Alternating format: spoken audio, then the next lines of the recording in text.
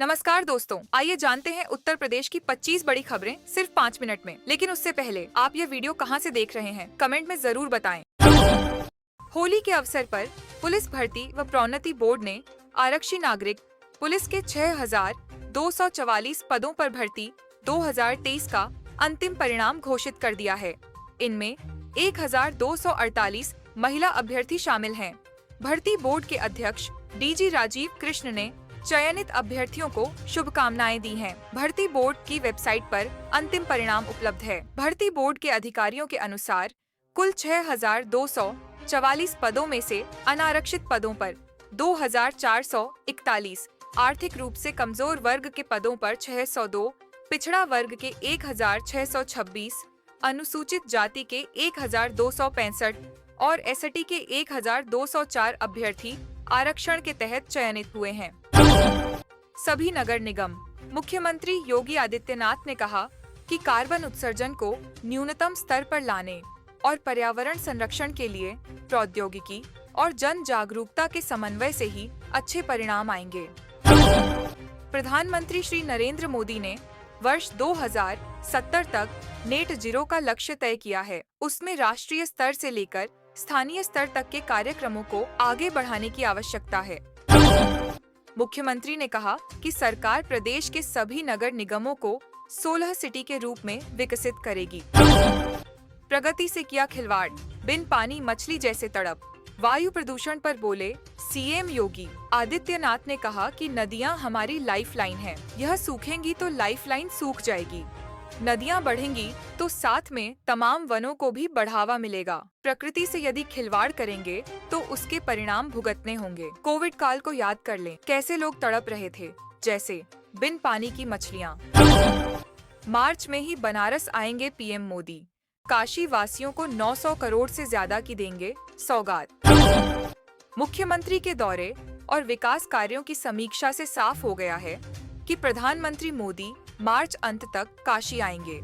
नवरात्र से पहले ही काशी आने का कार्यक्रम बन सकता है। प्रशासनिक सूत्रों के मुताबिक काशी आगमन के दौरान प्रधानमंत्री 900 करोड़ से ज्यादा की विकास परियोजनाओं की सौगात दे सकते हैं।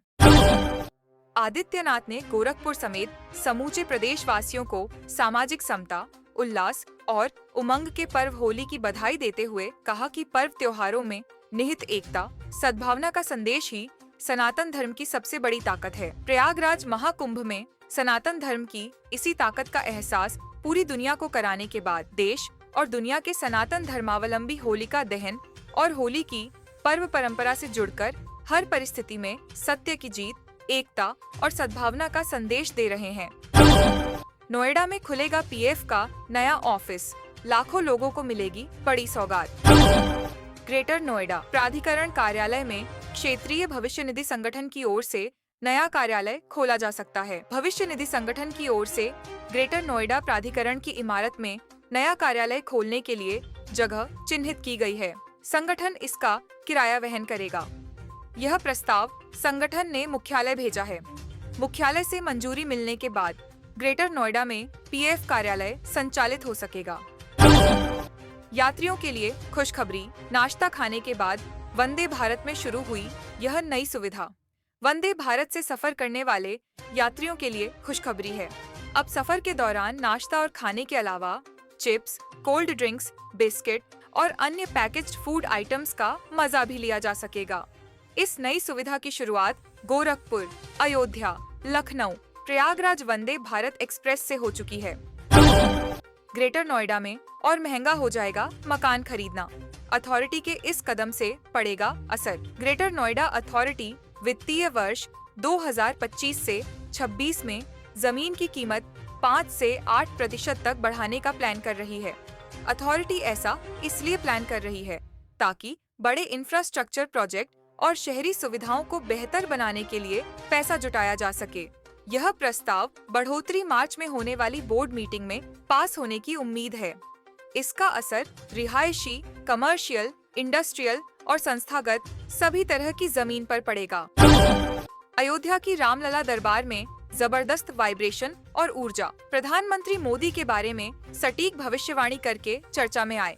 विश्व प्रसिद्ध ज्योतिषी व वास्तुकार डॉक्टर परेश दानी ने दावा किया है कि राम मंदिर में जबरदस्त वाइब्रेशन है। रामलला के दर्शन के बाद उन्होंने राम मंदिर की बनावट, पत्थरों के संयोजन और दिशाओं के आधार पर आकलन करते हुए बताया कि वास्तु की दृष्टि से यह ऊर्जा का अद्भुत केंद्र है। कहा, करोड़ों लोगों की आस्था जुड़ने के कारण यहाँ ईश्वरत्व का वास स्पष्ट दिखाई पड़ता है।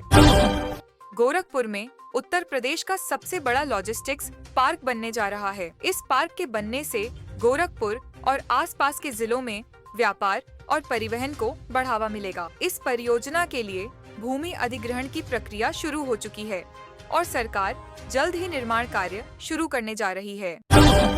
इस म्यूजियम में भगवान शिव से जुड़े रहस्यों को आधुनिक तकनीक के जरिए दिखाया जाएगा। वाराणसी में खुलने जा रहा है हाईटेक म्यूजियम, मिलेगा आध्यात्मिक अनुभव।